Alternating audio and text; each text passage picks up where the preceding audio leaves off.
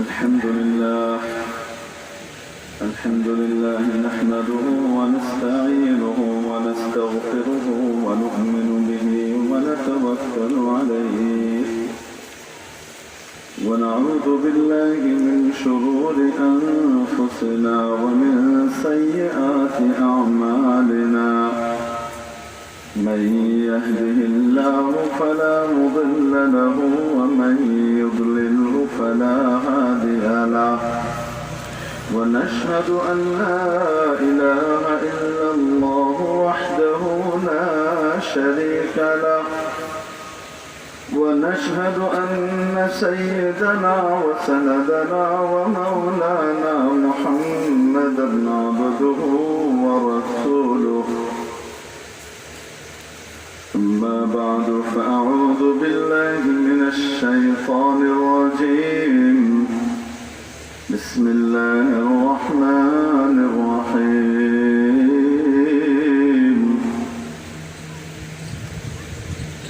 لئن شكرتم لأزيدنكم وإذ تأذن ربكم لئن شكرتم لأزيدنكم ولئن كفرتم إن عذابي لشديد صدق الله مولانا العظيم বায়ুমপুর কেন্দ্রীয় শাহী ঈদগাহ কানাইঘাট সিলেটের উদ্যোগে আয়োজিত আজকের এই বার্ষিক ওয়াজ মাহফিলের সর্বজন শ্রদ্ধেয় সম্মানিত সভাপতি মহোদয়, উপস্থিত উম্মতের মাথার মুকুট, জাতির বিবেক হাদারাতে উলামায়ে কেরাম, ভবিষ্যৎ ওয়ারাসাতুল আম্বিয়া, আজিজ তালাবা, সর্বস্তরের ধর্মপ্রাণ ধর্মভীরু তাওহীদি জনতা, পর্দার আড়ালের পরম শ্রদ্ধেয়া মা ও বোনেরা, আমি আপনাদের সামনে আল্লাহ তাবারাকা ওয়া তাআলা নাযিলকৃত সর্বশ্রেষ্ঠ এবং নাসিখ কিতাব কুরআনে কারীমের অন্যতম সূরা সূরাতুল ইব্রাহিমের 7 নম্বর আয়াতখানা তেলাওয়াত করেছি। এই আয়াতে কারীমার মর্ম এত গভীর এবং গুরুত্বপূর্ণ যে আল্লাহ তাবারাকা ওয়া তাআলা এই মর্ম প্রকাশ করার জন্য অতীতের নজির টেনে আমাদেরকে স্মরণ করিয়ে দিচ্ছেন যে সে মুহূর্তটা বড় স্মরণীয় ছিল যখন তোমাদের রব এই ঘোষণা দিয়েছিলেন, এই সংবাদ দিয়েছিলেন। এ কথা বলার উদ্দেশ্য হলো, কথাটা বলে দিলে তো কোরআনে কোনো কথার স্থান পাওয়া এটা তার গুরুত্বপূর্ণ হওয়ার জন্য যথেষ্ট, এর চেয়ে বেশি আর কিছু দরকার নেই। তারপরেও এর মধ্যে আরো গুরুত্ব আরোপ করার জন্য বোঝাচ্ছেন যে যে মুহূর্তে আল্লাহ তাআলা এই কথাটি জানিয়েছিলেন তোমাদের আগের উম্মতের কাছে, পূর্ববর্তী উম্মতদের কাছে যখন আল্লাহ এই কথাটি জানিয়েছিলেন, সে সময়টাও বড় স্মরণ করে রাখার মতো। মানে ইসরায়েলকে লক্ষ্য করে আল্লাহ বলেছেন এই কথা, যদি এই সুসংবাদ মুসা আলাইহিস সালামের উম্মতের জন্য এইভাবে হয়, তাহলে শ্রেষ্ঠ নবী মুহাম্মদুর রাসূলুল্লাহ সাল্লাল্লাহু আলাইহি ওয়াসাল্লামের জন্য এই ঘোষণা কি অতটুকুই থাকবে না, তার চেয়ে বেশি তাৎপর্যপূর্ণ হবে, তার চেয়ে অনেক বেশি সওয়াব এবং গুরুত্বের প্রকাশ ওনার উম্মতের ক্ষেত্রে ঘটবে। কথা কি, লাইন শাকারতুম লাযীদান্নাকুম, ও আমার বান্দারা, ও আমার বান্দিরা, যদি তোমরা আমার দেওয়া নিয়ামতের মূল্যায়ন করো, যদি আমার দেওয়া নিয়ামতকে যথাযথভাবে ব্যবহার করো, যদি আমার দেওয়া নিয়ামতকে কাজে লাগাও, যদি আমার দেওয়া নিয়ামতকে যে উদ্দেশ্যে আমি দিয়েছি সে উদ্দেশ্যে ব্যবহার করো, এক কথায় যদি আমার দেওয়া নিয়ামতের শুকর আদায় করো, লাযীদান্নাকুম, তাহলে অবশ্যই অবশ্যই আমি তোমাদের নিয়ামতকে আরো বাড়িয়ে দেব।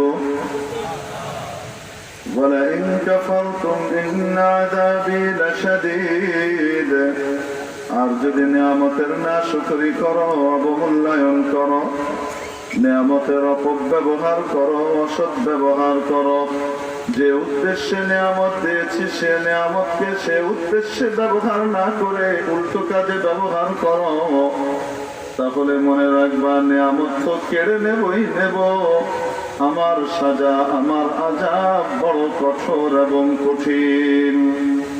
ইন্না আযাবী লাশাদীদ, আমার সাজা অনেক কঠিন।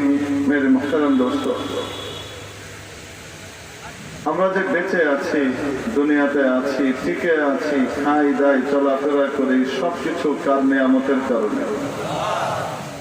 কি পরিমাণ নিয়ামত আল্লাহ তাআলা আমাদেরকে দিয়েছেন বলতে পারবো? কত হতে পারে একটা অনুমান বলেন তো দেখি? 1000, 10,000, 1 লাখ, 10 লাখ,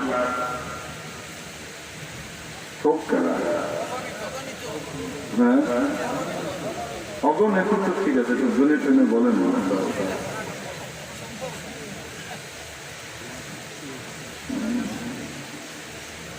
রব্বুল আলামিন বলেন, ওয়া ইন তাউদ্দু নি'মাতাল্লাহি লা তুহসুহা, আরে আমার দেয়া নিয়ামত যদি গুনতে চাও গুনতে চাও গুনতে চাও, জীবন শেষ হয়ে যেতে পারে। তো শুধু তোমার নয়, গোটা পৃথিবীর সমস্ত মানুষের জীবন শেষ হয়ে যেতে পারে, কিন্তু গুনে শেষ করতে পারবা না। লা তুহসুহা। রব্বুল আলামিন তার প্রিয় নবী হযরত দাউদ আলাইহিস সালামকে আদেশ করলেন, ইয়া দাউদ উশকুরলি, ও আমার প্রিয় দাউদ আমার শুকর আদায় করো। হযরত দাউদ বললেন, ওয়া কাইফা আশকুরুকা ইয়া রব্ব, হে আল্লাহ আপনার শুকর কিভাবে আদায় করব, কিভাবে আদায় করে শেষ করব? ওয়া শুকরি লাকা নি'মাতুম মিনক, আমি যে আপনার শুকর আদায় করব ওই শুকরের তৌফিকটাও তো আপনার পক্ষ থেকে একটা স্বতন্ত্র নিয়ামত। অতএব যতই শুকর আদায় করি না কেন, আপনার নিয়ামত আমার উপরে ছেয়ে থাকবে। নিয়ামতের প্রকৃত শুকর আদায় করে শেষ করা যাবে না। জীবনের সর্বস্ব দিয়ে চেষ্টা করার পরেও যদি শেষ না করা যায়, আর অনুভূতি আসে যে আমি তো শুকর আদায় করে শেষ করতে পারবো না, এই আজ্জের অনুভূতি, এই অপারগতার অনুভূতি, অক্ষমতার অনুভূতি যখন গ্রাস করে নেবে, সে মুহূর্তে মাওলায়ে কারীমের পক্ষ থেকে হযরত দাউদকে জানানো হলো, আল-আনা শাকারতানি, এখন তুমি আমার শুকরিয়া আদায় করেছো, কারণ তুমি বুঝেছ আমার নিয়ামতের শুকর আদায় করে শেষ করা সম্ভব। অতএব সারা জীবন শুধু শুকরিয়াই আদায় করে যাব, তাহলে কিছুটা হলেও ঋণ পরিশোধ হবে। ঠিক ঠিক না? কত রকমের নিয়ামত আল্লাহু আকবার। এই যে আমরা বেঁচে আছি, চলাফেরা করি, হাঁটা চলা করি, এই সব প্রতি মুহূর্তে কার নিয়ামত চলছে? হঠাৎ ঘাড়ের একটা রগে একটুখানি টান খেলো, মাথার একটা রগের ভিতরে একটু টান খেলো, টান খেয়ে ছেড়ে গেল, রক্ত প্রবাহিত হলো, ব্রেন হেমোরেজ হলো, স্ট্রোক করে মরে গেল, অথবা কোমায় চলে গেল। এই হার্টের মধ্যে একটা রগকে একটু এরকম করে প্যাঁচ মারায় দিলেন আল্লাহ তাআলা, সিস্টেম একটু বন্ধ করাই দিলেন, বাস আর রক্ত চলাচল করে না, দুনিয়া থেকে যাওয়ার ফয়সালা হয়ে গেল। ঠিক ঠিক না? তো প্রতি মুহূর্তে আমাকে আপনাকে সাহায্য করছেন কি? তুকাইম বখুদনি সতিয়ে কদম, তুকাইম বখুদনি সতিয়ে কদম, জিগায়ত মদদ মীর সদ্দম বদম। তুমি এক মুহূর্ত একটা পা পর্যন্ত নিজের ইচ্ছায় নিজের শক্তিতে চলতে পারবা না। একটা পা পর্যন্ত নিজের শক্তিতে তুমি দাঁড়িয়ে থাকতে পারবা না। গায়েব থেকে প্রতি মুহূর্তে তোমার মাওলা তোমার উপরে দয়া এবং করুণা বর্ষণ করে যান। ওনার সাহায্যের কারণে চলাফেরা করো, দাঁড়িয়ে থাকো, ঠিক কিনা? কত মানুষের নিঃশ্বাসের প্রবলেম হয়। আমার আপনার নিঃশ্বাসের জন্য যদি একটু প্রবলেম করে দেন, বাস সাথে সাথে দুনিয়া থেকে চলে যাওয়ার ফয়সালা হয়ে যাবে। 10টা মিনিট যদি নিঃশ্বাস নিতে না পারি, দুনিয়ার কোন মানুষ টিকে থাকা তার পক্ষে সম্ভব নয়। পারবে কত নেয়ামত। এই যে খানি খাই, খানা খাই না আমরা,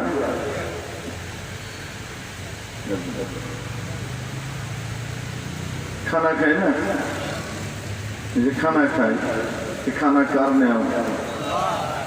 আপনি বলবেন হবলটা আল্লাহর নিয়ামত।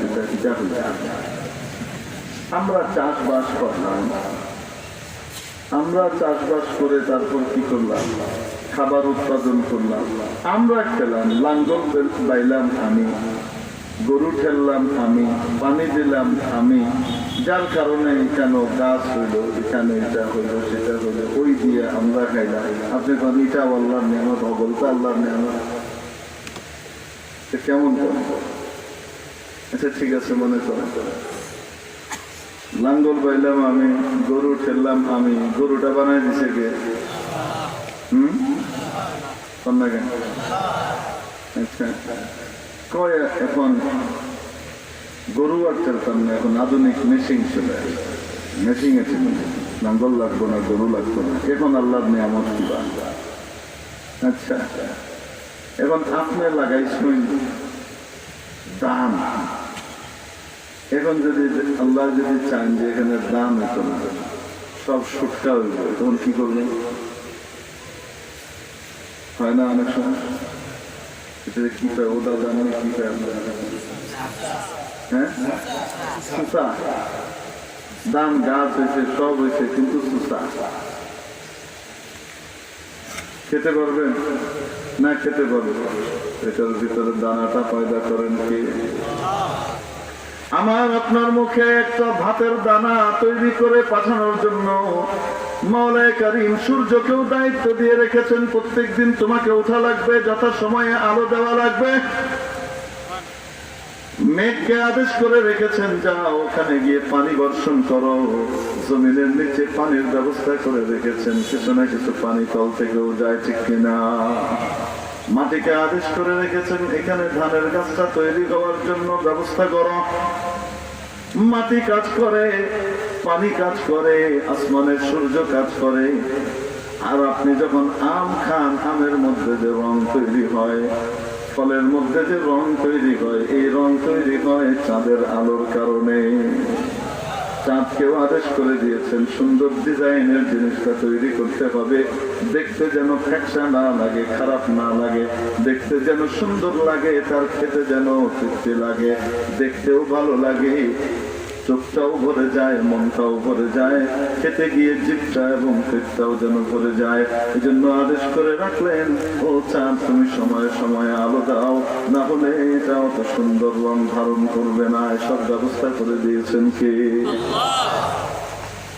বাড়িতে জামাই এসেছে, বাড়িতে মেহমান এসেছে, আপনি বললেন অস্ট্রেলিয়ান আপেল নিয়ে আসো,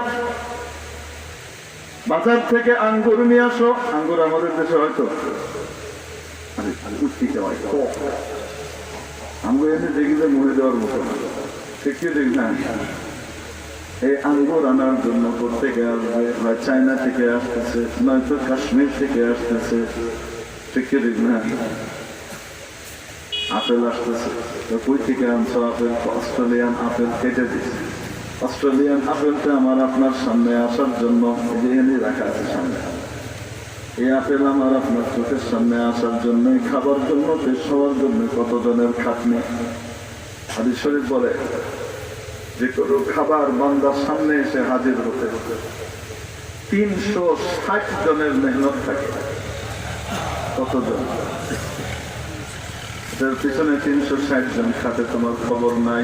1 নম্বর হযরত মিকাঈল আলাইহিস সালাম খাটেন, সর্বশেষ যিনি তোমার সামনে সরবরাহ করছেন তার খাটাখাটনি থাকে, সর্বশেষ যে বাবুর্চি রান্না করছে তার খাটাখাটনি থাকে। তোমার এই খাবারটা তৈরি হওয়ার কতজনের মেহনত আছে তোমার জানা নাই। আরে একটু চিন্তা করে দেখো না, অস্ট্রেলিয়াতে তোমার জন্য এই আপেলটা তৈরি করতে গিয়ে রব্বুল আলামিন আদেশ করে দিলেন, কাউকে কাজে লাগিয়ে দিলেন, তুমি আপেল গাছ লাগাও। সে জানেও না এই আপেল কার পেটে যাবে, ঠিক কিনা? বাংলাদেশ নামে একটা দেশ আছে, সেই দেশে একটা জেলা সিলেট আছে, সেই সিলেটের একটা থানা কানাইঘাট আছে, সেই কানাইঘাটের একটা গ্রাম বায়মপুর আছে। এটা ওই অস্ট্রেলিয়ার লোকটা কোনোদিন জেনেছে নাকি বলেন? জানেও না, কিন্তু সে গাছ লাগায়। আদেশ করেছেন কে? তাকে দিয়ে কাজ করাইতেছে। গাছ লাগানোর পরে ওখানে পানি দেওয়া লাগে, ঠিক কি ঠিক না? ওই পানি কে দিবে? পানি দেওয়ার জন্য আসমান থেকে মেঘমালাকে নির্দেশ হয় পানি দাও। যখন ওই পানিতে পরিপূর্ণ চলে না, অন্য পানিও লাগে, সেই পানির জন্য ডিপ টিউবওয়েলের দরকার হয়, ঠিক কিনা? সেই ডিপ টিউবওয়েল বানানোর জন্য আবার একজন লোককে আল্লাহ নিয়োগ করে রেখেছেন, ওই ডিপ টিউবওয়েল বানাও। যদি না বানাও তাহলে পানি ওই গাছে ঠিক মতো যাবে না। আমার কানাইঘাটের বায়ুমপুরের বান্দার সামনে অস্ট্রেলিয়ান আপেল পৌঁছবে না। বানাও। তারাও বানাইল। বানানোর পরে আপেল তৈরি হইল। আপেল তৈরি হওয়ার পরে এবার এই আপেল বাংলাদেশে সরাসরি চলে আসে। বলেন না কেন? সরাসরি এমনি হাতে হাতে চলে আসে না কার্টুনে ঢুকে? কন্যা কিনতে গেলে কার্টুনে ঢুকার সময় কি সব ফল বেঁধে ঢুকায় দেয়, নাকি এক এক স্তরে একটু একটু পর পর গেটিং দিতে থাকে? দেখে দিন না, মানুষ মেশিন বানাও। মেশিন বানানোর পরে সেই মেশিনে কার্টুন তৈরি হয়। সেই কার্টুন অস্ট্রেলিয়ার আপেল সেখানে গিয়ে বসে। তারপরে সেটা গিয়ে আসে সরাসরি আকাশে উড়িয়া চলিয়া আসে না জাহাজে উঠে। বিশাল জাহাজে ওঠার পরে সেই জাহাজ কিভাবে আসবে সেটার জন্য রাস্তার ব্যবস্থা করে রাখছেন আল্লাহ। সিঙ্গাপুর এসে পৌঁছে, হংকং এসে পৌঁছে, ওখান থেকে আবার মাদারশিপ থেকে চেঞ্জ করে, যেহেতু অনেক বড় জাহাজ ওগুলা, এত গভীর জাহাজ বাংলাদেশের সাগরে এসে বন্দরে ভিড়তে পারবে না, ব্যবস্থা নাই। তাই ওখান থেকে আবার আলাদা আরেক জাহাজে করে ঢাকা আপনার বাংলাদেশের চট্টগ্রাম বন্দরে আসলো। ওখান থেকে নামার পরে ট্রাকে উঠলো, ঠিক কিনা? ট্রাক চালানোর জন্য একজনের দায়িত্ব। আবার সেই ট্রাক যেন ঠিক মতো আপনার সিলেট পর্যন্ত পৌঁছায়, এই জন্য মাওলায়ে কারীম ওই ড্রাইভারকে জাগিয়ে রাখার জন্য আবার হেল্পারকে দায়িত্ব দিলেন। উস্তাদ ডাইনে বামে, বামে প্লাস্টিক, সাবধান, এগুলি কুটি থাকে, ঠিক ঠিক না? এগুলি করে চলে আইনা তারপরে আপনার বায়ুমপুরের বাজারে এসে হাজির হইল। বায়ুমপুরের বাজারের দোকানদার এটাকে সাজাইয়া দিল, বলে দিল এটা অস্ট্রেলিয়ান আপেল। আপনি তারপরে কিনে এনে জামাইয়ের সামনে দিলেন, মেহমানের সামনে দিলেন, আপনার খবর নাই এই আপেলটা এখানে টেস্ট করার জন্য মাওলা কতজনকে খাটাইয়াছেন, ঠিক কিনা?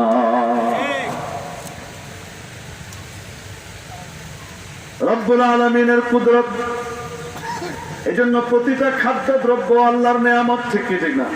যদি বান্দা নেয়ামতের শুকর আদায় করে, রব্বুল আলামিন তার নেয়ামতকে বাড়িয়ে দেন। তাকেও খাওয়ান, তার পোলাপাইনকেও খাওয়ান, নাতিপুতিকেও খাওয়ান। দাদা মেহনত করে গেছে, নাতি খায়। যেন দাদা শুকর গুজার ছিল, বাবা শুকর গুজার ছিল, তার উসিলায় তার পুতানরাও খায়। তার উসিলায় কে খায়? আর বাচ্চা কাচ্চারা খায়। কেডা খুশি দেয়? ওয়াকানা আবুহুমা সালিহা। কোরআনে কারীমে মাওলায়ে কারীম বলে, সন্তানের খাদ্য দ্রব্য দুনিয়ায় চলাফেরা নিশ্চিত হয় বাবা মার নেককার হওয়ার উপরে। ওয়াকানা আবুহুমা সালিহা। এই ঘটনা এখন বলার সময় নেই। বাপমা যদি নেককার হয়, বাপমা যদি শুকরগুজার হয়, আল্লাহ তাআলা তার বাচ্চা কাচ্চাকে ওইভাবে শাহী খানদানের ভাবে খাওয়াইতে থাকে, পরে তাদের রিজিকের স্পেশাল হেফাজতের দায়িত্ব নিয়ে নেন কে? মেরে মুহতারাম দোস্ত, আজিজ ও বুজুর্গ, বলছিলাম খাবারের যদি শুকর আদায় করা হয়, মাওলানা কারীম খাবার বাড়িয়ে দেন, তার পরিবার পরিজনের জন্য খাবারের অভাব না। সুবহানাল্লাহ, পরশুদিন বলেন। এই জন্য নবী করিম আলাইহিস সালাম শিখিয়েছেন, খানি খাবার, খাবার কার নিয়ামত? আল্লাহর নিয়ামত হওয়ার কারণে খাবারের প্রতি সম্মান প্রদর্শন করতে হবে, ঠিক কিনা? এই খাবার তোমার জন্য আল্লাহ পাঠিয়েছেন, অতএব সর্বাত্মক সম্মান দিয়ে খাদ্যকে গ্রহণ করো। খাবার তোমার জন্য ওয়েট করবে, তুমি তারপরে এসে বসবা বাদশার মতো, এটা নয়। তুমি হাত ধুয়ে দস্তরখানের সামনে এসে বসবা, তারপরে খাবার অপেক্ষা করবা, খাবার তোমার সামনে আসবে, ঠিক কিনা? এটা হলো আদব। হ্যাঁ, কোন কোন সময় এক্সেপশন হবে। মেহমানের সময়ের অনেক তাড়া, অতএব মেহমানের সম্মানার্থে তাড়াতাড়ি খাবার রেডি করে রাখা হয়েছে, যেন মেহমান এসে খেয়ে যেতে দেরি না হয়। এখানে মেহমানের সম্মান এবং খাবারের সম্মান দুইটা একসাথে কনফ্লিক্ট হয়ে গেছে, একটার কারণে আরেকটা মগলুব হয়েছে। বুঝে আসছে না? খাবার খাওয়ার জন্য তুমি নিজেকে ঝুঁকাও, মাথা উঁচু করে এভাবে হেলান দিয়ে বসে খাবার খাওয়া মাকরুহ। হেলান দিয়ে একদম শাহী আন্দাজে বসে বসে খাবার ওখান থেকে নেয়, খায়, একদম মুখে ঢুকায় দেয়, মাকরুহ। কেন? খাবারের প্রতি অবজ্ঞা প্রদর্শন হচ্ছে। এই খাবার আল্লাহর সেরা নিয়ামত গুলার একটা, ঠিক কিনা? এজন্য নবী করিম আলাইহিস সালাতু ওয়াস সালাম এমন কোন পদ্ধতিতে কোনদিন খানা খান নাই যেই খানা খাওয়ার ভিতরে অমুখাপেক্ষিতা প্রকাশ পায়, খাবারকে তুচ্ছ তাচ্ছিল্য করা হয়, নিজের দাম বাড়ানো হয়। বরং এমন তরিকায় খেয়েছেন যে তরিকায় খাওয়ার কারণে খাবারের প্রতি সম্মান প্রদর্শন করা হয়। সাইয়্যিদুনা আনাস রাদিয়াল্লাহু তাআলা আনহু বলেন, মা কালা রাসূলুল্লাহ সাল্লাল্লাহু আলাইহি ওয়াসাল্লাম আলা খিওয়ানিন ওয়ালা আলা সুকুরুজাতিন। নবী করিম আলাইহিস সালাতু ওয়াস সালাম জীবনে কোনোদিন টেবিলে খানা খান নাই। নবীজি জীবনে কোনোদিন টেবিলে, আর আমরা হইলাম জীবনে কোনোদিন টেবিল ছাড়া খাই নাই। নবীজি জীবনে কোনোদিন টেবিলে খান নাই, আর আমরা হইলাম যেহেতু নবীর চেয়ে দামি, এই জন্য আমরা কোনোদিন টেবিল ছাড়ি নাই। টেবিলে খানা খান নাই কেন? কারণ অহংকারীরা টেবিলে খানা খেত, অহংকারীরা মাথা ঝুঁকাতে চাইতো না, নিজেকে ছোট করে এভাবে ঝুঁকিয়ে খাবে, এটা করতে তারা রাজি হতো না। তাদের জন্য খাবারকে উপরে উঠিয়ে আনা হতো, তারপরে তারা হেলান দিয়ে আরাম করে বসে বসে খেত। নবীজি অহংকারীদের মতো সাদৃশ্যপূর্ণ খাবার কোনোদিন খান নাই। এজন্য যদি টেবিল চেয়ারে খাওয়া অহংকারের কারণে কেউ খায়, অহংকারের সাথে খায়, তাহলে হারাম, নাজায়েজ। আর অহংকার নাই, এমনি টেবিলে খেতেছে, তো তাহলে জায়েজ, তবে অনুত্তম। জায়েজ, গুনাহ হবে না।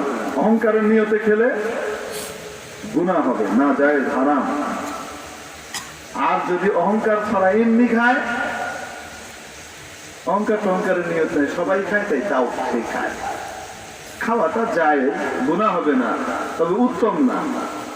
সুন্নতের সওয়াব পাবে না। সুন্নতের সওয়াব পাবে কিভাবে? জিজ্ঞেস করা হলো, তাহলে তারা কিভাবে খেতেন, কিসের উপরে খেতেন? সাহাবী বললেন, তারা খেতেন আলা সুফার, তারা দস্তরখান বিছিয়ে খেতেন। সোজা কথা হিসেবে কিসের উপরে খেতেন? দস্তরখান বিছিয়ে খেতেন। কেন? নবীজি শিখিয়েছেন, খাবার যদি পড়ে যায় সেই খাবারকে উঠিয়ে নিয়ে খাও। ফালইউমিত আনহা মা রাবাহ, লোকমার মধ্যে যে ময়লা টয়লা লেগে গিয়েছে এটাকে ফু দিয়ে ঝেড়ে ঝেড়ে পরিষ্কার করে খেয়ে নাও। যদি ময়লাটাকে দূর করা সম্ভব না হয়, মনটা খারাপ লাগে, তাহলে ময়লার অংশটুকু ফেলে দাও, বাকি অংশটুকু খেয়ে নাও, পুরা লোকমাটা ফেলে দিও না। এই শিক্ষাকার আল্লাহর নবী শিক্ষিত, ঠিক না? এই জন্য এখন থেকে ইনশাআল্লাহ সবাই টেবিল চেয়ারে খাবো, ঠিক আছে তো? হ্যাঁ, তো বাড়িতে যে টেবিল চেয়ার আছে এগুলি কি করবো? এইগুলা বাচ্চাদের পড়ালেখার জন্য দিয়ে দিয়ে টিচার আসবে, তারা নিজেরা বয়ে বয়ে পড়বে। ওই এত জায়গা তো নাই, পড়ার খরচারও সব শেষ হয়ে গেছে, বেশি এলাম দরকার কি রেখে। খাওনের টেবিল থাকবে, শয়তানকে বয়ে বয়ে খায়, সুন্নতের সওয়াব দিতে দিবেন। নবীজি কিভাবে খেতেন? যেই লেভেলে নবীজি বসতেন ওই লেভেলে কাপড় বা চামড়ার দস্তরখান বা এই জাতীয় জিনিস বিছিয়ে তারপর খেতেন। আসলে সুফরার উৎস হলো সফর থেকে, এটা ব্যাখ্যা করতে গেলে ঝামেলা। এক কথায় দস্তরখান গান্দা নোংরা ময়লা হবে না, পরিষ্কার পরিচ্ছন্ন হবে। আপনার প্লেটটা যতটুকু পরিষ্কার, দস্তরখানটা যেন তার চেয়ে বেশি পরিষ্কার হয়। কেন? খাবার পড়লে ওখান থেকে তুলে খেতে যেন কোনো হেজিটেট ফিল না করেন। বুঝাইতে পারি না, কোন রকমের খারাপ যেন না লাগে। ওখানে দস্তরখান যদি এমন হয় বাবা আদমের আমলে যে তৈরি হয়েছে তারপর থেকে আর কোনোদিন ধোয়া হয় নাই, তারা দস্তরখানের তেল চিটচিটে ভাব দুর্গন্ধ আসে, ওটার ভিতরে খাওয়া প্লেট রেখে খাইতে তো বমি আসবে, ঠিক কিনা? এটা সুন্নত নয়। সুন্নত দস্তরখান হবে এবং পরিষ্কার পরিচ্ছন্ন হবে, ঠিক কিনা? করবো তো ইনশাআল্লাহ। যেই লেভেলে বসতেন সেই লেভেলে যদি খাবার রেখে খাওয়া হয় তখন এরকম করে হেলান দিয়ে এমনি এমনি খাওয়া যায়। কেমনে খাইতে হয় তখন? ঝুঁকে খাওয়া যায়, ঠিক কি ঠিক না? খাবারের প্রতি নিজের মুখাপেক্ষিতা প্রকাশ করা, আয় মাওলা তুমি এই খাবার আমার কাছে নিয়ামত হিসেবে পাঠিয়েছ। যদি এই নিয়ামতের শুকর কেউ আদায় করে, মাওলা বলেন লাযীদান্নাকুম, অবশ্যই অবশ্যই আমি নিয়ামতের পরিমাণকে আরো বাড়িয়ে দেব, নিয়ামত বাড়িয়ে দেব। এক সাহাবী নবী করিম আলাইহিস সালাতু ওয়াস সালামের কাছে গেছেন, যে বলেন ইয়া রাসূলুল্লাহ একটু দোয়া করেন, আমি তো বড় সমস্যায় আছি। কি সমস্যা? ইয়া রাসূলুল্লাহ আমার ধন সম্পদ বেড়ে যাচ্ছে, আপনি একটু দোয়া করেন যেন ধন সম্পদ কমে যায়। আমাদের কাছে মনে হয়েছে সাহাবী কি পাগল না? দেখো এটি কি দোয়া চাইছে? দোয়া চাইবে আল্লাহ খাসিয়া জনিতার সারে পাহাড়কে আপনি সোনা বানাই যাবেন। আপনি আল্লাহর কাছে দোয়া করুকা খাসিয়া জনিতার সারে পাহাড় যা আছে কবলতারে আল্লাহ সোনা বানায় দোকা, আল্লাহ সবগুলোকে সোনা বানিয়ে দেখ, আর এই সোনার পাহাড় আমার হয়ে যায়। আমরা হইলে দোয়াই চাইতে কোন না কেন? ওনারা কি চায়? ইয়া রাসূলুল্লাহ সম্পদ বেড়ে যাচ্ছে, তাড়াতাড়ি দয়া করে একটু কমে যাওয়ার দোয়া করে দেন। কেন? আমাদের কাছে উল্টা দোয়া মনে হয়, আসলে ওনার দোয়া চাওয়াটাই ঠিক। আমাদের দৃষ্টিতে শুধু দুনিয়া, জীবন বলতে আমরা দুনিয়াটাই দেখি। আসলে দুনিয়ার জীবনের হাইসিয়ত, দুনিয়ার জীবনের তাৎপর্য আখিরাতের জীবনের তুলনায় কতটুকু, এটা একটু কোনো সময় হিসাব করি না। আর ওনাদের দৃষ্টিতে আসল বাড়ি হলো আখিরাত, জান্নাত, ঠিক কি ঠিক না? আরে বাবার বাড়ি যেখানে হয় সন্তানের বাড়িও কোথায় হয়? কোন না কেন? বাবার বাড়ি যেখানে, আমার বাড়িও। আমাদের সকলের বাবা হযরত আদম আলাইহিস সালামের জন্ম হলো জান্নাতে, ওনার বাড়ি জান্নাতে, আদম সন্তানদের বাড়িও কোথায়? এখানে যা আছি এইটা একটা কি কয় খাঁচার ভিতরে আছে, মনে করেন কিসের ভিতরে? জেলখানার ভিতরে। নবীজি এটাই বলছেন, দুনিয়া সিজনুল লিল মুমিন ওয়া জান্নাতুন লিল কাফির। দুনিয়া ইমানদারের জন্য কারাগারের মতো এবং কাফিরের জন্য জান্নাতের মতো। জেলখানার মধ্যে যখন কেউ থাকে তখন তার মনটা জেলখানায় থাকে না, মনটা বাড়ির মধ্যে বাহিরের জায়গায় পড়ে থাকে। শরীরটা তো জেলখানায় কিন্তু মনটা পড়ে আছে জেলখানার বাইরে, ঠিক কিনা? তার বাড়িতে মন পড়ে থাকে, জেলখানাতে মন পড়ে থাকে না। দুনিয়াতে ইমানদার এমন ভাবে কাটাবে, দুনিয়াতে তার থাকতে হয় তাই সে থাকে, কিন্তু মনটা পড়ে থাকবে তার জান্নাতে, মনটা পড়ে থাকবে জান্নাতের মালিক মাওলার কাছে। मुसाफिर हर कुजा बाशत वतन रायाद मी दारद मुसाफिर हर कुजा बाशत वतन रायाद मी दारद चुबुलबुल दर कफस मानद चमन रायाद मी दारद चुबुलबुल दर कफस मानद चमन रायाद मी दारद। একটা টিয়া পাখি বুলবুল পাখি একটা সুন্দর পাখিকে তুমি খাঁচার মধ্যে ভরে রেখেছো। বুলবুল পাখি খাঁচার মধ্যে থাকে, টিয়া পাখি খাঁচার মধ্যে থাকে, শরীরটা তার খাঁচায়, মনটা খাঁচায় না, মনটা পড়ে থাকে বাগানে। ঠিক কি ঠিক না? এখানে তার মন নাই। এই জন্য সাহাবায়ে কেরামের দুনিয়াতে তারা থাকতে হয়, তাই তারা থাকতেন, কিন্তু মনটা পড়ে থাকতো আখিরাতের দিকে, জান্নাতের দিকে। ঠিক কিনা? আমরা এখানে মুসাফির, মুসাফির যেখানেই থাকুক না কেন তার বাড়ির কথা সে ভুলে যায়। বলেন না কেন? মুসাফির আপনি এখান থেকে ঢাকায় গেছেন একটা কাজে, বাড়ির কথা ভুলে যায়, তাকে সারাক্ষণ বাড়ির কথা মনে হয়। ঠিক কিনা? কাজ কারবার করে, সবকিছুই করে, কিন্তু মনটা থেকে বাড়িতে। আমার মেয়েটা আমার জন্য অপেক্ষা করে, আমার বাবা আমার জন্য অপেক্ষা করে, আমার ওয়াইফ জানি কেমন আছে, কি অবস্থায় তারা আছে। আরে গ্রামের ভাই বন্ধুরা আমাদের সাথে কত কথাবার্তা বলবে, তাদের সাথে এই কথা বলবো, এখান থেকে তাড়াতাড়ি যাওয়া লাগবে। কাজ কাম করে ফ্যাক্টরিতে, কিন্তু মনটা থাকে বাড়িতে। ঠিক কিনা? এটা অবশ্যই। স্টেশনের প্ল্যাটফর্ম, প্ল্যাটফর্ম চিনি তো আমরা? আরে রেল স্টেশনের প্ল্যাটফর্ম, হ্যাঁ, ওখানে কত মানুষ থাকে। প্ল্যাটফর্মটাই তো তার বাড়ি নাকি? হ্যাঁ, প্ল্যাটফর্মটা বাড়ি, ওখানে অবস্থান করে। কেউ আগে যায়, কেউ পরে যায়। যার ট্রেন আগে আসে সে আগে চলে যায়, যার ট্রেন পরে আসে সে পরে চলে যায়। কেউ আগে যায়, কেউ পরে যায়, কিন্তু স্টেশনের প্ল্যাটফর্মটাকে বাড়ি মনে করে না, ওটাকে নিয়ে স্বপ্ন বলে না, ওটাকে নিয়ে সুখের সাগর সাজানোর ব্যবস্থাও করে না। ঠিক কিনা? यहाँ हम सब मुसाफिर हैं, कब्र आखिर ठिकाना। यहाँ हम सब मुसाफिर हैं, कब्र आखिर ठिकाना। कोई आगे रवाना है, कोई पीछे रवाना। এখানে আমরা সকলেই মুসাফির। আসলে কবর হলো আমাদের ঠিকানা। শেষ ঠিকানা ওই বাসতলা, শেষ ঠিকানা ওই গাছতলা, ওই মাটির তলায় আমাকে আপনাকে যাওয়া লাগবে। ঠিক কিনা? অতএব একজন মুমিন মুসলমান চিন্তা করতে থাকে কবরের বাড়িটা কিভাবে সুন্দর হবে। ওখানে তো কেউ যাবে না, টাকা পয়সা ধন দৌলত যাবে না, ওখানে শুধু যাবে নেক আমল আর বদ আমল। ঠিক কিনা? আমল যাবে।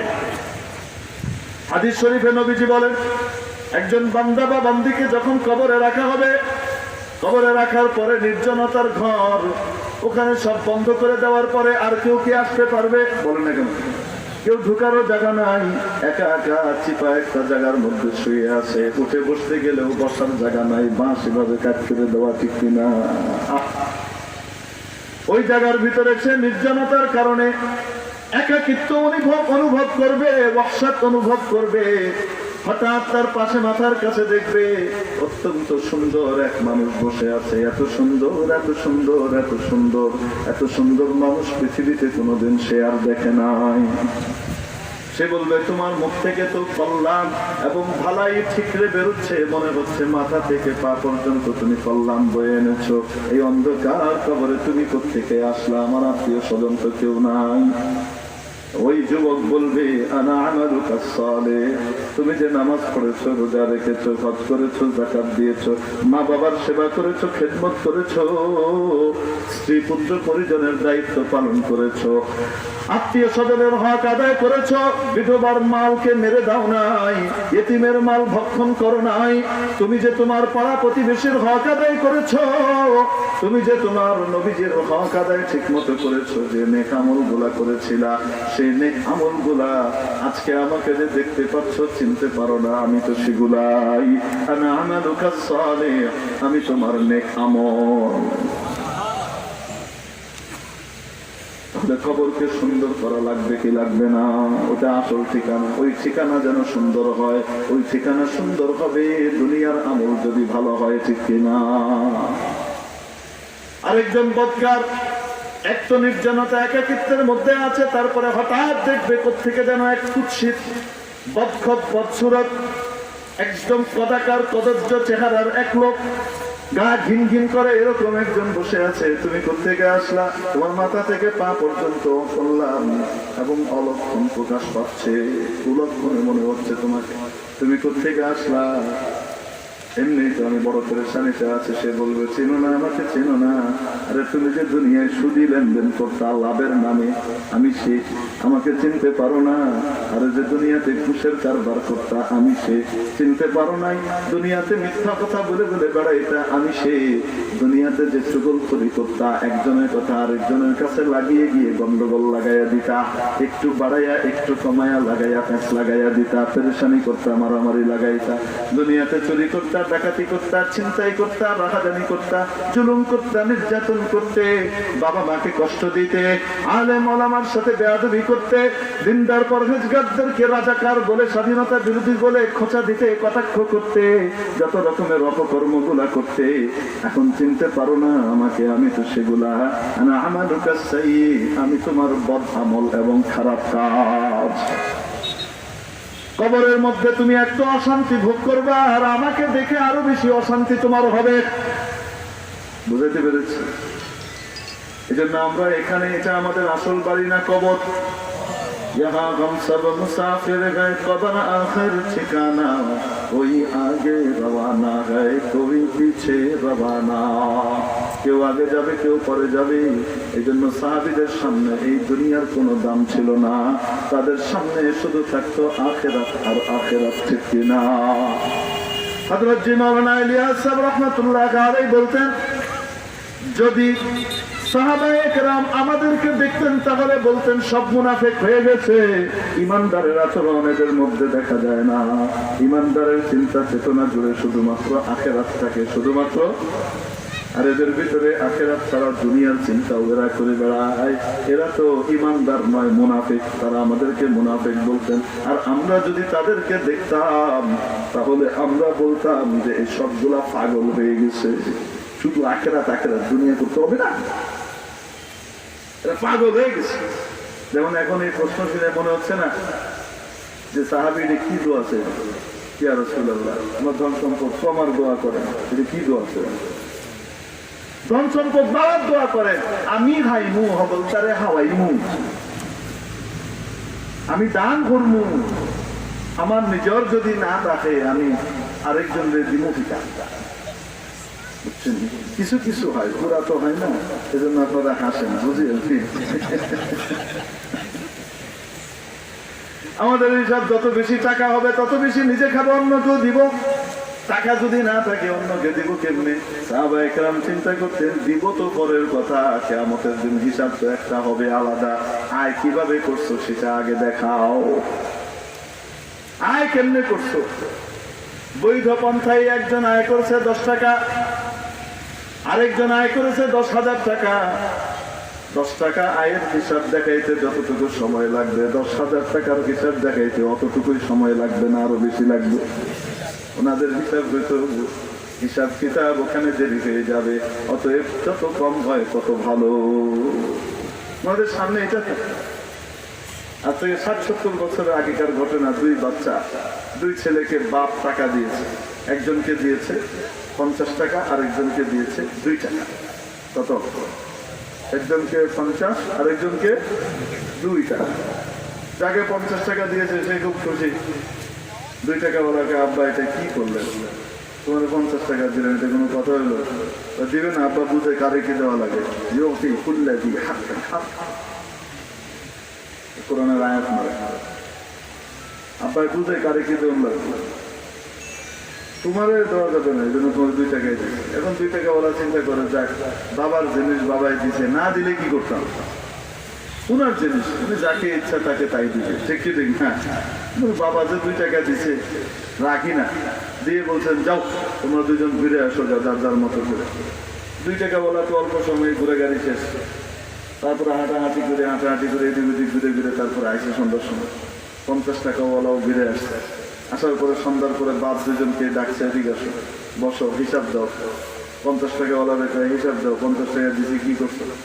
এই জমানার কথা তো না। এই জমানার কথা হলে আপনি বলবেন 50 টাকা দিয়ে আবার কিতা হয়, 50 টাকা দিয়ে তো এক বেলার নাস্তা। ওই জমানায় 387 টাকা 287 টাকা সচিবের বেতন ছিল। এবার বুঝে নেন এমনকার না, কত আগের আমলের কথা। 300 টাকা 350 টাকা সচিব সাহেবের বেতন হতো। বুঝে আসছে না? আছে না? এই আমলের কথা না। এখন 25 টাকা দিয়ে 50 টাকার হিসাব যে আডানা দিয়ে গেলাম, 10 পয়সার ঝালমুড়ি খাইছি, তারপরে 4 আনা চানাচুর খাইছি, তারপরে এটা করছে 3 ঘন্টা লাগছে 25 টাকার হিসাব দিতে। আর 25 টাকার হিসাব দিতে একবার মাথা চুলকায়, একবার ই করে বাইরে। আরো 2 টাকাওয়ালা ছটফট করে। আচ্ছা 50 টাকাওয়ালা কয় আচ্ছা আব্বা কালকে দেবেন, চপ কোনো কালকে টালকে নাই, আজকে সব হিসাব দিয়ে তারপরে ঘুমাইতে যাবি, তার আগে ঘুমো না, খাও না। 2 টাকাওয়ালাকে আব্বা ওর যা দশা যেগুলি মনে আছে সেগুলি দিতে 25 টাকার হিসাব দিতে 3 ঘন্টা লাগছে। আর বাকি 25 টাকা দিতে তো হাতটা মাত্র ফজর হবে, এটা ফজর হয়ে যাবে। আমার বন্ধু বান্ধবরা সব শীতের রাত ব্যাডমিন্টন খেলার জন্য ওরকম লাইট মাইট লাগায় অপেক্ষা করতেছে, সবাই খেলে, আমি খেলতে যেতে পারতেছি না। আমার হিসাবটা নেন, আমি ছুটি নিয়ে যাই, একটা একটু স্টপ করেন। আচ্ছা ঠিক আছে যাও, তুমি কও তোমারটা কি? সে কয় জানে মে 8 আনা আনে মে 8 আনা, যাইতে লাগছে 8 আনা, আইতে লাগছে গেল কত? হ্যাঁ 2 8 আনায় 1 টাকা হয়। কত গেল? আর আছে কত? 8 आने की आइसक्रीम, 8 आने का दाब, बस हिसाब साफ। 8 आना कैसे आइसक्रीम, 8 आना कैसे दाब, बस हिसाब साफ। गিয়ে ব্যাডমিন্টন খেলে, মজা করে, লাট্টু মারে, খেলে। আর ওই 50 টাকাওয়ালা বই দিচ্ছে, হিসাব দিচ্ছে। এই জন্য নবীজি সাল্লাল্লাহু আলাইহি সাল্লাম জানিয়েছেন সমান আমলের 2 ব্যক্তি আল্লাহর সামনে হিসাবে দাঁড়াইছে, মনে করেন সমান আমলের 2 ব্যক্তি। তার ভিতরে একজন ছিল গরিব, একজন ছিল ধনী। ধনী ব্যক্তি হিসাবে ব্যস্ত থাকবে। ধনী ব্যক্তি জান্নাতে যাওয়ার 500 বছর আগেই গরিব ব্যক্তি জান্নাতে গিয়ে মौज मस्ती করবে। এই জন্য সাহাবীদের চিন্তা হলো ওই সময় কিয়ামতের দিন 1 মিনিট যদি আগে যাওয়া যায় তাহলে লাভ, ঠিক কি ঠিক না? এই জন্য আসে ইয়া রাসূলুল্লাহ ধন সম্পদ কামার জন্য একটু দোয়া করে দেন। নবীজি জিজ্ঞেস করলেন খাওয়া দাওয়া করো কেমন? দস্তরখান বিছায় খাই জন্য আপনি খান, খাবার যদি ফেড়ে যায় কি করো? ফেড়ে গেলে উঠে নিয়ে খেয়ে লই, আল্লাহর নিয়ামত। তো বলে দিলেন ঠিক আছে এবার উঠের উপরে খাইবা। হাদিসের সনদ কেমন আমার জানা নাই। কিসের উপরে খাবা? উঠের উপরে খাবার। খাওয়ান যখন শুরু হবে উঠের উপরে খাবার। কিছুদিন পরে এসে বলতেছে ইয়া রাসূলুল্লাহ আপনার ট্রিটমেন্টে তো উল্টা কাজ হইতেছে, তো কি টাকা পয়সা তো আরো বেড়ে গেছে, র্যাপিডলি বাড়তেছে, এখন বাড়তেই আছে। জিজ্ঞেস করলেন উঠের উপরে খাও? হ্যাঁ খাই। কেমনে খাও? তো খাই যেমনি খাও। তারপরে পড়ে না কিছু 2-1টা? হ্যাঁ একটু পুড়ে যায়। পুড়ে গেলে কি করো? তো পড়ার লগে লগে আল্লাহ নিয়ামত পুড়ে গেছে, তাড়াতাড়ি নামি নেমে ওইকে দিয়ে নিজে খাই, আবার উঠি আবার খাই। রাসূল সাল্লাল্লাহু আলাইহি ওয়াসাল্লাম বলতেছে না, তো তোমার নিয়ামত কেমনে কমবে? তুমি নিয়ামতের যে শুকর আদায় করছো, আল্লাহ তো তোমার নিয়ামত বাড়াবেনি, কিছু করার নাই।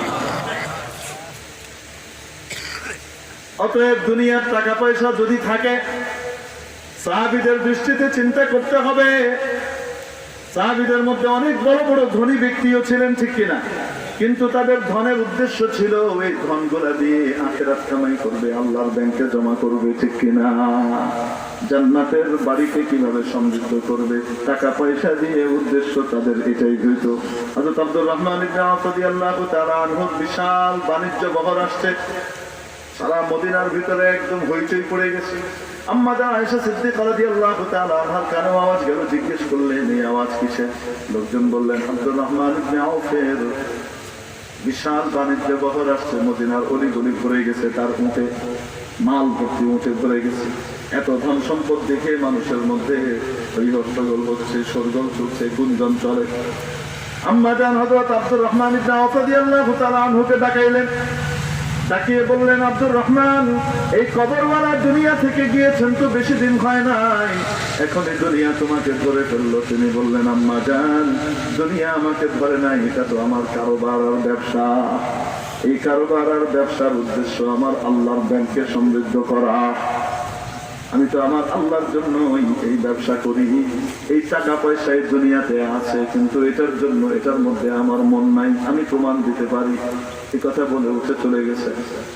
মদিনার পুঁজিপতিরা, পাইকাররা আসে, মাল কিনবে, তারপরে তারা বিক্রি করবে। হযরত আব্দুর রহমান বলেন, ওয়াকাদ বিআতু কাদ বিআ, বিক্রি হয়ে গেছে, বিক্রি করে ফেলেছি। বিকালবেলায় সবাই আসছে, পুঁজিপতিরা কার কাছে বিক্রি করছেন? মদিনার পুঁজি আর টাকা পয়সা তো আমাদের কাছে, আমরা কেউ কিনি নাই, কে কিনেছে বলেন? উনি জিজ্ঞেস করলেন, তোমরা কত দিবা? দাম যা আছে তার কত গুণ দিবা? তারা বলে, আপনি যা চান তাই দিব, যদি বলেন তো ডবল দাম দিয়ে কিনবো, আপত্তি নাই। হযরত আব্দুর রহমান বলেন, আমি এমন একজনের কাছে বিক্রি করে দিয়েছি যিনি একের বদলে কমপক্ষে 10 দেন। মান জাআ বিল হাসানাতি ফালাহু আশরু আমসালিহা, যে ব্যক্তি কোন নেক কাজ নিয়ে আসবে তার কমপক্ষে 10 গুণ তাকে দেওয়া হবে। সুবহানাল্লাহ। মেরে মুহতারাম দোস্ত, আজিজ বুজুর্গ, উনি বললেন, আমি তো আল্লাহর কাছে বিক্রি করে দিয়েছি। ঠেড়া পিছিয়ে মাইকিং করে জানিয়ে দিলেন, ওই সময় তো মাইক ছিল না, ঘোষক দিয়ে ঘোষণা করে দিলেন, যার যা লাগে, ধনী হও, গরিব হও, সচ্ছল হয়, অসচ্ছল হও, আব্দুর রহমানের মাল সবার জন্য উন্মুক্ত, যার যা লাগে এখান থেকে নিয়ে যাও। হাদিয়া করে, শুধু দান করে তা না, শুধু দান করে গরিবদেরকে তা না, গরিবদেরকে দান করে ধনীদেরকেও হাদিয়া করে দেয়, সবার জন্য উন্মুক্ত, যাও নিয়ে যাও। সাহাবী হযরত উসমান রাদিয়াল্লাহু তাআলা আনহু, উপাধি ছিল গনি। গনি মানে ধনী। গনি মানে কি? মার্চেন্ট উসমান। কত ধনী ছিলেন! আল্লাহু আকবার।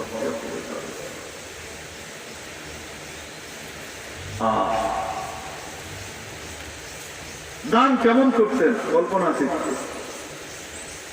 কল্পনাতীত। নবীজি কি করতেছেন?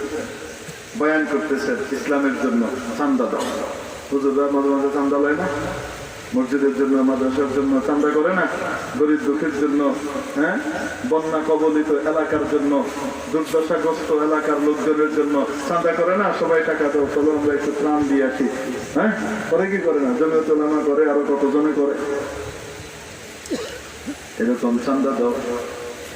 সাহাবায়ে কেরাম দান করছেন। হযরত ওসমান বাড়িতে গেলেন, 1 ব্যাগ ভর্তি স্বর্ণ এনে রেখে দিলেন। কত? আরে 1 ব্যাগ ভর্তি স্বর্ণ এনে ঢেলে দিয়েছে। চিন্তা করেন, 5-6 কেজি স্বর্ণ দিয়ে। আবার ওয়াজ করতেছেন নবী, ওসমান আবার গেছেন, আরেক ব্যাগ এনে ঢেলে দিয়েছে। আবার বয়ান করতেছেন নবী, ওসমান আবার গেছেন, এসে আবার ঢেলে দিয়েছেন 1 ব্যাগ। কল্পনা করতে পারেন কত ব্যাগ? আবার ঢেলে দিয়েছেন। এরকম স্বর্ণ মুদ্রার স্তূপ হয়ে গেছে। চিন্তা করেন কয় কোটি টাকা হবে এখানে। আল্লাহ নবী এত খুশি হয়েছেন, বলতেছেন, বাহ বাহ বাহ বাহ বাহ বাহ, ওয়াজাবাত ওয়াজাবাত ওয়াজাবাত। ওসমানের জন্য জান্নাত অবধারিত হয়ে গেছে, ওসমানের জন্য জান্নাত নিশ্চিত হয়ে গেছে, ওসমানের জন্য জান্নাত ওয়াজিব হয়ে গেছে। এই জন্য তারাও টাকা পয়সা রাখতেন। আমাদেরকেও যদি মাওলা টাকা পয়সা দেয়, তাহলে এই টাকা পয়সার অধিকাংশ দান করে দিব কাকে? আরো আসতে বলেন, কাকে? যদি আল্লাহর কাছে দেই, আল্লাহ পাক আমাদেরকে আরো বেশি করে দিবেন, ঠিক কিনা? হ্যাঁ, এই জন্য কার কাছে দিব বলেন না কেন? টাকা থাকলেও খুশি, না থাকলেও খুশি, উভয় অবস্থায় মুমিন খুশি থাকবে। হ্যাঁ, তবে যদি আল্লাহর যদি কি না থাকে, আল্লাহর সাথে সম্পর্ক না থাকে, টাকা থাকলেও পেরেশানি, না থাকলেও পেরেশানি। আগার দুনিয়া নবাশাদ দর্দ মন্দে ওগর বাশাদ বমেহরাস পায়ে বন্দে। আল্লাহর সাথে যদি সম্পর্ক না থাকে, আখিরাতের চিন্তা যদি না থাকে, নবীর শিক্ষা যদি মাথায় না থাকে, টাকা থাকলেও বিপদ, না থাকলেও বিপদ, না থাকলে মানুষের কাছে হাত পাতে বেড়াবে, করতে থাকবে আর পরেশান হবে, কি করলাম না করলাম। কোনো সময় চুরি করবে, কোনো সময় ডাকাতি করবে, চাঁদাবাজি করবে, ঠেক দিবে, টিকে দিবে। না থাকলে সমস্যা जाए आखिरत भूल जाए। अगर दुनिया नबाशद दर्द मंदे वगर बाशद बमे रशपाए बंदे बलाए जी जहाशो बेतरने के रंजे खातिर तरह से वरने। हाय हाय मेरे मुख्तरम दोस्तों, आजीज और बुजुर्ग, বলছিলাম এই জন্য নিয়ামতের শুকর আদায় করলে মাওলা নিয়ামত কমিয়ে দেন। সাহাবীর নিয়ামত শুকর আদায় করার কারণে কমিয়ে দিয়েছিলেন না বাড়িয়ে দিয়েছিলেন? আরো আসতে বলেন, বলেন দেখি, বাচ্চা কাচ্চা, সন্তান সন্ততি, এটা আল্লাহর নিয়ামত না? আরে কত বড় নিয়ামত, কত বড় নিয়ামত। তাদেরকে জিজ্ঞেস করো যাদের বিয়ে হয়ে গেছে, 12-14 বছর পার হয়ে গেছে, সন্তান নাই, তাদেরকে জিজ্ঞেস করো ঠিক কিনা। সন্তান দেন কি?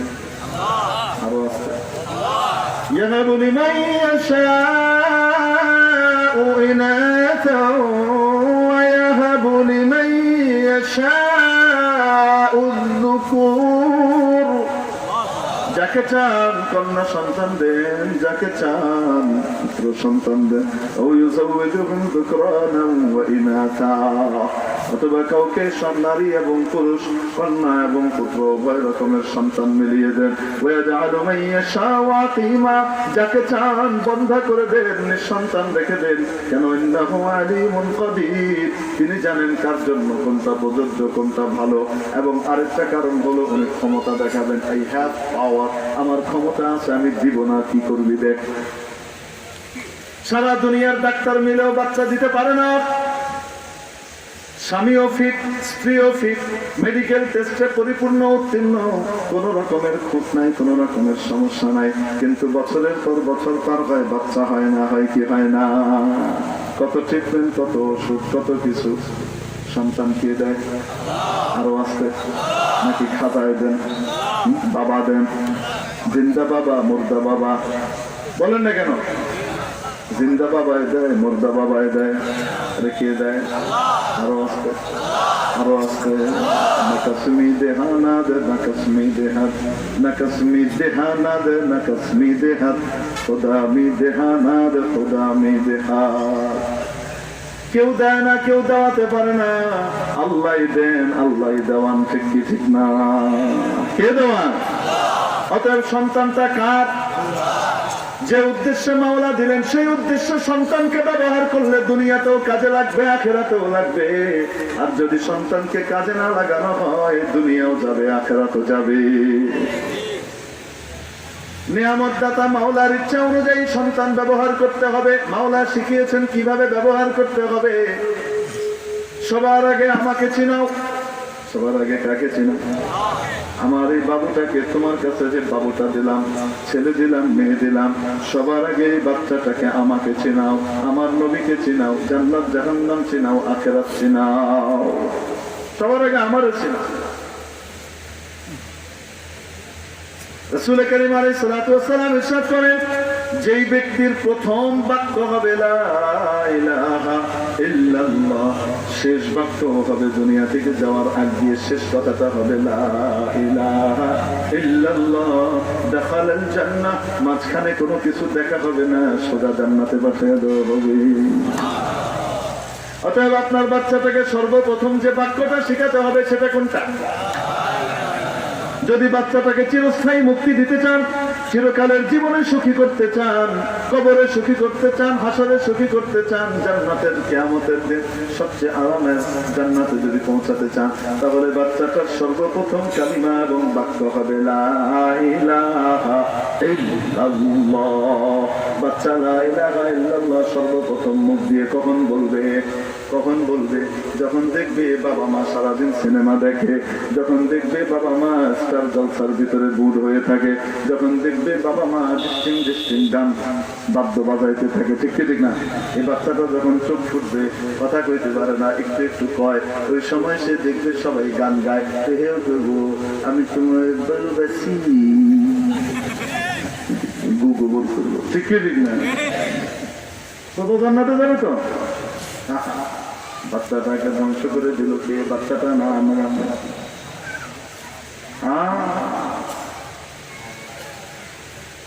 প্রথম শব্দ হবে আমার আপনার বাচ্চার মুখ দিয়ে, প্রথম শব্দ যেন বের হয় আল্লাহ। বলেন কি? হ্যাঁ, অন্য কিছু না, অন্য কিছু না, অন্য কিছু না। আমার বাচ্চার মুখ দিয়ে যেন প্রথম শব্দ বের হয়, বলেন কি? আরো আছে। কখন হবে? বাচ্চার সামনে বারবার আল্লাহ বলতে থাকলে হবে। বাবাও আল্লাহ বলে, মাও কোলে নিয়ে আল্লাহ বলে, দাদা নানা আদর করে, তখন কয় আল্লাহ আল্লাহ আল্লাহ। বাচ্চার মুখ দিয়ে অটোমেটিক বের হবে আল্লাহ। আলহামদুলিল্লাহ, আল্লাহর নিয়ামত, আল্লাহ শুকর আদায় করে বলে আমার 5 বাচ্চা, 5ও বাচ্চার প্রথম শব্দ ছিল আল্লাহ। এটা বোধহয় আমার কামাল না, মানে আমি করাই ফেলছি তা না। আমি পাইলে তো করতাম, আমি তো বাড়িতেই থাকি না। যখন পাই আমিও করছি, আমার বেগম সাহেব হয়েছে, তার দাদা দাদিও কয়, তার নানা নানিও কয়, যে যখন আসে বাচ্চারে আদর করে আর আল্লাহ হইতে থাকে, বাচ্চার মধ্যে অটোমেটিক কি বের হয় আল্লাহ। আমার তো বাচ্চারা পাই না। দিনের বেলায় মাদ্রাসায়, রাতের বেলায় মাহফিলে, ঘুমতে উঠে কোনোদিন দেখে না, দেখেন। সেদিন আমার 4 নম্বর বাচ্চা গল্প শুনতে চাইছে, শোয়ার সময় মায়ের কাছে, আম্মু গল্প বলো। আম্মু বলতেছে না, গল্প নাই, ঘুমাও। না, নবীজির গল্প বলো। তো নবীজির গল্প শোনায় তার মা। নবীজি একবার বসে আছেন, তালিম করতেছেন সাহাবীদেরকে নিয়ে। এক সাহাবী আসলেন, হাতে হাতে একটা পাখির বাসা। পাখির বাসা বোঝেন তো, নেক্সট নিয়ে আসছে। এই পাখির বাসার ভিতরে 3-4টা পাখির ছোট্ট বাচ্চা, বাবু পাখি। আর তাদের মাটা দূরে এইভাবে দৌড়াচ্ছে আর কান্নাকাটি করতেছে। তো আমার বাচ্চা ফট করে জিজ্ঞেস করতেছে, ওদের আব্বু কোথায়? মানে বাচ্চার জন্য পেরেশান শুধু মা হবে, বাপ হবে না? বাপ তুই। সে তো দেখছে তার বাপও পেরেশান হয়, তার মাও পেরেশান হয়। এখন পাখির বাচ্চাগুলো শুধু মা পেরেশান হয়েছে, বাপ কোথায় করে? এটা হলো তার প্রথম প্রশ্ন। হ্যাঁ, পাখিগুলোর আব্বু কোথায় বলে 1 সেকেন্ড পরে নিজেই বলতেছে, ও ওদের আব্বু তো মা ফেলে গেছে।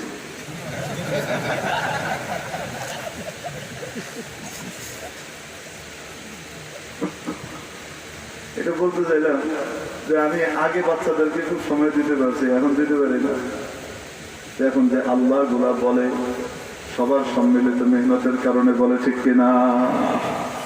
কাফেরের বাচ্চা, হিন্দুর বাচ্চা যদি মুসলমানের পরিবেশের ভিতরে বড় হয়, পীর সাহেবের বাড়ির ভিতরে বড় হয়, আল্লাহওয়ালার বাড়িতে বড় হয়, সে মুখ ফুটার পরে রাম রাম বলবে না, আল্লাহ আল্লাহ বলবে, ঠিক কিনা? বুজুর্গের পোলা, একদম নেককার আল্লাহওয়ালার বাচ্চা যদি নাকি ছোটবেলায় চলে যায় কোথায়, মনে করেন কোন হিন্দু ব্রাহ্মণের বাড়িতে বড় হয়েছে, যখন কথা ফুটবে তখন আল্লাহ বলবে না, রাম রাম বলবে। তাহলে পরিবেশের দরকার আছে না নাই? আপনার বাচ্চাকে দিন শিখাতে হলে, আপনার বাচ্চাকে ইসলাম শিখাতে হলে, আপনার বাচ্চাকে মাওলা শিখাতে হলে, আল্লাহ শিখাতে হলে কমপক্ষে 3টা বছরের জন্য আল্লাহওয়ালাদের পরিবেশে দিয়ে দেওয়া লাগবে, নুরানি মক্তবে দিয়ে দেওয়া লাগবে। কি দিতে হবে? পরিবেশ দেওয়া লাগবে। পরিবেশ। বাড়িতে হুজুর নিয়ে পড়াইলে চলবে না। আপনার বাড়িতে অক্সফোর্ড থেকে প্রফেসর আইনা যদি আপনার বাচ্চাকে পড়ান, তার মেধার বিকাশ ঘটবে না, ঠিক ঠিক না? তাকে শিক্ষার পরিবেশে পাঠাতে হয়। ওটা যেমন বুঝি, ঠিক তেমনি ভাবে আমার বাচ্চাকে সবার আগে মুসলমান বানাতে হলে মুসলমানের পরিবেশ মাদ্রাসায় পাঠাতে, বিকল্প নাই। মুসলমানের পরিবেশ দেওয়া লাগবে। আল্লাহওয়ালাদের পরিবেশে সে যখন 3টা বছর কাটাবে, এই বাচ্চা পরবর্তীতে যদি আপনি তাকে স্কুলে নিয়ে ইঞ্জিনিয়ার বানান, ডাক্তার বানান, ব্যারিস্টার বানান, মিনিস্টার বানান, প্রফেসর বানান, পেশাজীবী বানান, বড় ব্যবসায়ী বানান, শিল্পপতি বানান, যেখানেই যান না কেন, আপনার বাচ্চা আল্লাহকে ভুলবে না, বাবা মাকে ভুলবে না, ঠিক কি ঠিক না? এই 3 বছরে আপনার বাবুটা কি হবে? গোটা কোরআনে কারীম শুরু থেকে শেষ পর্যন্ত একদম সহি শুদ্ধ ভাবে পড়া শিখবে। কোথা না কোথা যদি আপনার মৃত্যুর সময় চলে আসে, আপনার মৃত্যুর কষ্ট লাঘব করার জন্য মাথার কাছে সূরা ইয়াসিন পড়লে মৃত্যুর কষ্ট দূর হয়ে যায়, ঠিক কিনা? আপনার বাবুটা আরেকজন হুজুরকে ডাকা লাগবে না, আপনার বাচ্চাটাই মাথার কাছে বসে সহি শুদ্ধ করে সূরা ইয়াসিন পড়ে দিবে, ঠিক কিনা?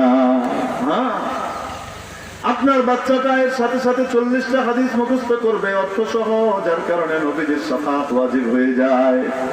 আপনার বাচ্চাটা ইসলামের মৌলিক বিধিবিধান গুলা শিখবে। আপনার বাচ্চা, আপনার বাচ্চি পৃথিবীতে চলার জন্য কোন আমল কিভাবে করলে সুন্নত তরিকায় হয়, কোন সময় কোন দোয়া পড়লে ওই আমলটা জান্নাতের আমলে পরিণত হয়, জান্নাতে যাওয়ার কারণ হয়, এই সব কিছু শিখবে। এর পাশাপাশি বাবা মার চেয়ে বড় দৌলত নেয়ামত দুনিয়াতে নাই, এটাও সে জানবে। এবং তার সাথে সাথে সে বাবা মার খেদমত করা প্র্যাকটিক্যালি শিখবে, আত্মীয় স্বজনের হক শিখবে, পাড়া প্রতিবেশীর হক শিখবে, আদব লেহাজ আদব কায়দা শিখবে। এবং মাওলা যে একজন আছে তার সামনে হাজিরি দেওয়া লাগবে, এটা তার প্রতি মনের ভিতরে বদ্ধমূল হয়ে যাবে। যার ফলশ্রুতিতে ভবিষ্যতে যাই হোক না কেন, রাজনীতিবিদ হোক আর যাই হোক না কেন, উম্মতের টাকা মেরে খাবে না, আল্লাহর সামনে দাঁড়াতে হবে, এই জবাবদিহিতা তার মাথার মধ্যে আঘাত করতে থাকবে, ঠিক কিনা? এই বাচ্চাটা 3টা বছরের মধ্যেই সব কিছু শিখার পাশাপাশি বাংলা, ইংরেজি, অঙ্ক ক্লাস 1, 2, 3 এই 3টা সাবজেক্ট এই 3 ক্লাসের পড়া পড়ে নিবে। এরপরে আপনার বাচ্চাকে চাইলে কপাল ভালো থাকলে বেশি ভালো করে হাফেজে কোরআন বানান, আলেম বানান। কন্টিনিউ করতে না চাইলে যে স্কুলে দিয়ে দেন, অসুবিধা নাই। আপনার বাচ্চা দুনিয়াতে আপনার জন্য অ্যাসেট হবে, দুনিয়াবাসীর জন্য অ্যাসেট হবে, ঠিক কি ঠিক না? যদি দেন বেঁচে যাবে, আর যদি না দেন, পরিবেশে না দেন, কদিন পরে এসে বলবেন হুজুর কথা শুনি না, দোয়া করে, হুজুর মার সাথে গালাগালি করে, বাপকে কুত্তার বাচ্চা বলে গাল দেয়। 2 দিন পরে এসে এগুলো বলবেন হুজুর সারাদিন নেশা নিয়ে পড়ে থাকে। সে তো নষ্ট হয় নাই রে বাপ, নষ্ট তো আমি আপনি নিজে ধীরে করছি, ওই পরিবেশে দিয়েছি, যেই পরিবেশে তার চরিত্র ঠিক থাকবে কিনা এটার নিশ্চয়তা নাই। থাকলে থাকতেও পারে, নাও থাকতে পারে, ঠিক কি ঠিক নাই? কিন্তু জানতো আমি মাদ্রাসার ভিতরে আপনার বাচ্চাগুলাকে যে দেখে আসে, 100তে 100% গ্যারান্টি দিচ্ছি, একটা বাচ্চার রক্ত টেস্ট করেও কোন রকমের নেশা খুঁজে পাবেন না। তাদের রক্তে হেরোইন পাবেন না, ইয়াবা পাবেন না, মদ পাবেন না, গাঁজা পাবেন না, কোন রকমের মাদকের অস্তিত্ব তাদের রক্তের ভিতরে খুঁজে পাবেন না। আমি 100তে 100 চ্যালেঞ্জ করলাম, জান খুঁজে আসে।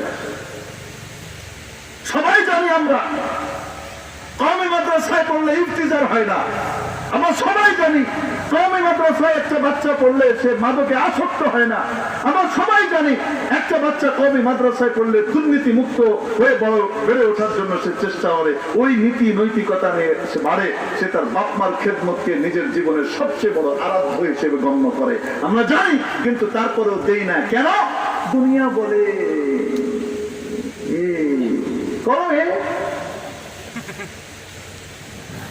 করো, দিও না মাদ্রাসায়, 3টা বছরের জন্য দিও না। কয়েকদিন পরে দেখবা তোমার বাচ্চা সব হয়েছে, শুধু তোমার হয় নাই, সব হয়েছে আল্লাহর দেওয়া নিয়ামতের নাশুকরি করার কারণে, মাওলাকে না চিনানোর কারণে, মাওলার পরিবেশ না দেওয়ার কারণে সব হয়েছে, শুধু তোমার হয় নাই। তুমি সেটাই দেখবা, তার বাড়িতে সবার জায়গা হবে, তার বিশাল বাড়িতে সবার জায়গা হবে, শুধু তার বাপ মার জায়গা হয় না, অন্য জায়গায় পাঠায় দেয়। কেন? বুড়া খালি খেট খেট করে। আরে বুড়া তো খেট খেট শব্দ মানাই করে, কম না কেন? বুড়া বুড়ি এরা খেট খেট করবে, আল্লাহ তো এইভাবেই পয়দা করছে। পিচ্ছি পোলা করে কাঁদবে, আল্লাহ তো এইভাবেই পয়দা করছে, বলেন না কেন? কিন্তু এই খেটখেট করা, এটা খেটখেট মনে হবে না যদি আল্লাহকে চেনে, বরং এটার ভিতরে সে তার নিজের জান্নাত দেখতে পাবে, ঠিক কি ঠিক না? মেরে মুখতারাম দোস্ত, যদি সন্তানের হক ঠিক মতো আদায় না হয়, মনে রাখবেন বৃদ্ধ বয়সে নাতিপুতির মুখ দেখার সুযোগ হবে না, সৌবত পাবেন না। যুগ যেমন আসছে এখন অবস্থা যা দেখি, নেয়ামতের না শুকরের ফলাফল আল্লাহ নগদে দিচ্ছে। কি দিচ্ছে? নগদ দিচ্ছে, নগদ।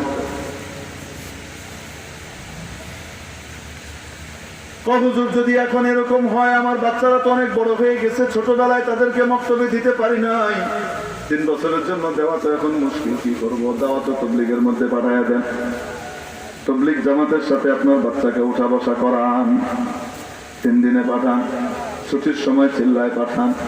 ম্যাট্রিক পাস, ইন্টারমিডিয়েট পাস করছে, 3 চিল্লায় 4 মাসের জন্য পাঠাইয়া দেন। আল্লাহর রাস্তায় আপনার বাচ্চা ঘুরে আসার পরে একটা পরিবেশ পেয়ে দেখবেন ইনশাআল্লাহ দিনদার হয়ে গেছে, ঠিক কিনা? হ্যাঁ, পারবো তো ইনশাআল্লাহ। আলেম ওলামার সাথে সোহবতে আসা যাওয়া করান, ওলামা ইকরামের তরবিয়তের ভিতরে, পরামর্শের ভিতরে রাখেন, তাহলে দেখবেন ইনশাআল্লাহ অতীতের ক্ষতিটা কোনো মতে কিছুটা হলেও পোষায়া যাবে। বুঝাইতে পারি নাই মনে হয়? এটা দুনিয়ার লস। আর যদি দিন শিখান তাহলে দুনিয়ার লাভ। আখিরাতের লাভ কি? নিয়ামতের শুকর আদায় করছে, মাথার ভিতরে আল্লাহ কিয়ামতের দিন হাফেজে কোরআন বানায় ফেলছে বাচ্চাকে।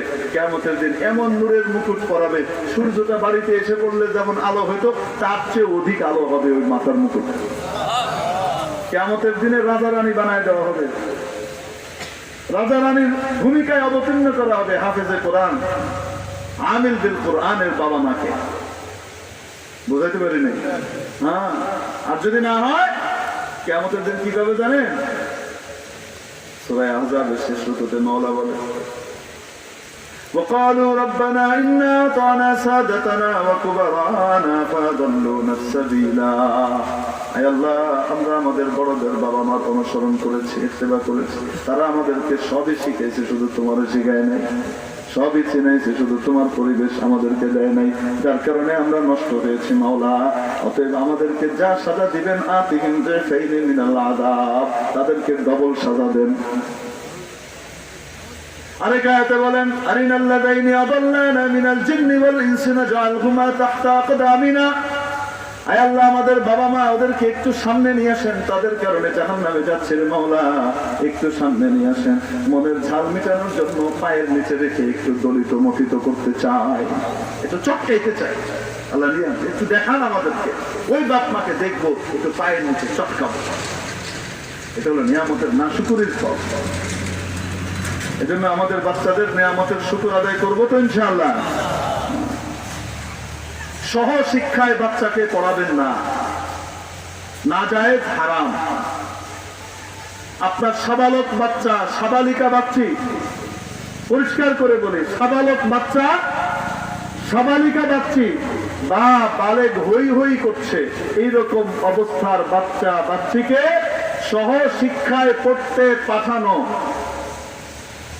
নাজায়েজ হারাম। মুফতিদেরকে জিজ্ঞেস করেন, আমরা অনেক সময় বলি না, কিন্তু বাস্তবতা এটাই, এটা নাজায়েজ। আমরা বারবার দাবি করে এসেছি, আমরা বারবার বলে যাচ্ছি, আজও বলি, সরকারের কাছে আমাদের দাবি সেটা হলো নারীদেরকে তাদের MA পর্যন্ত, BA পর্যন্ত পড়ার জন্য নিরাপদ পরিবেশ দেওয়া হোক, তাদেরকে স্বতন্ত্র পড়ার ব্যবস্থা করে দেওয়া হোক। ঠিক কি ঠিক না? মেয়েদের পড়ার জায়গা আলাদা, ছেলেদের পড়ার জায়গা আলাদা। আমরা এই দাবি করি, কিন্তু আমাদের কথাকে বিকৃত করে দেওয়া হয়। বলে হুজুরা নারী শিক্ষা দিতে চায় না, নারীদের উন্নয়নের বিরোধী। ময়রা ল, ময়রা ল। প্রথম পিড়াটা হবে তোর এইটা দিলে মনকে আমাকে যে পিড়াবে প্রথমটা দোয়া করে যেতেছি।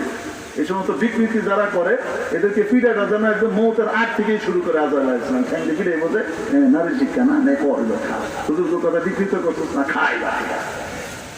বুঝছেন না কি করি?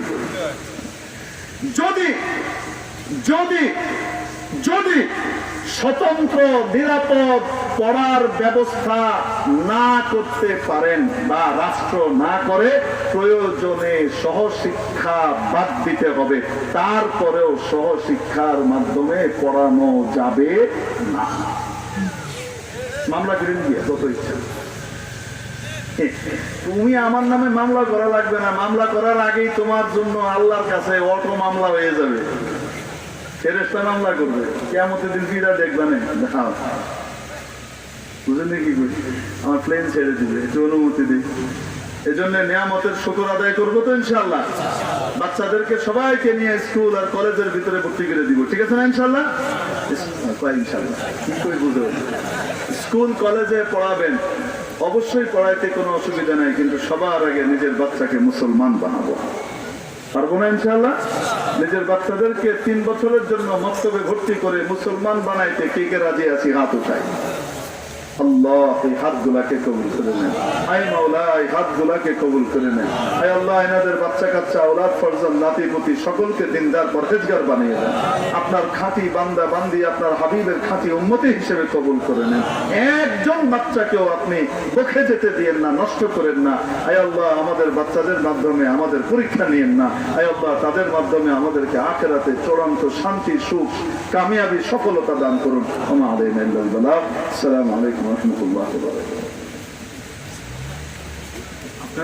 আপনারা কইবার লাগে যেটা বলার জন্য এই ওয়াজ, সেটা হলো হযরত আল্লামা মুশাহিদ বায়ামপুরি রহমতুল্লাহ আলাইহি এই এলাকারই তো ও গ্রামের মাদ্রাসায় না পড়িয়া হইছে খুবকা। আপনারা যদি এই নিয়ামতের শুকর আদায় করেন, আপনাদের এখান থেকে মুশাহিদ বায়ামপুরের মতো তৈরি হইতে থাকবে। আর যদি শুকর আদায় না করেন, কয়েকদিন পরে দেখবেন এই গ্রাম থেকে গোড়ার দিন বেরিয়েছে।